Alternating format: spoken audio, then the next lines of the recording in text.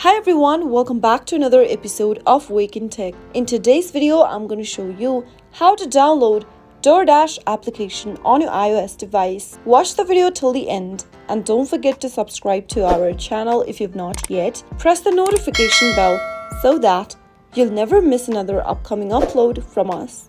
Open up your App Store. To begin, in the search box, type in Doordash and tap the search button to perform your search. Now, once the application pops up in the search results, which says Doordash Food Delivery, tap on the download button to get the application on your iPhone right away. Now wait until the application gets downloaded, which is a quick process depending upon your internet speed.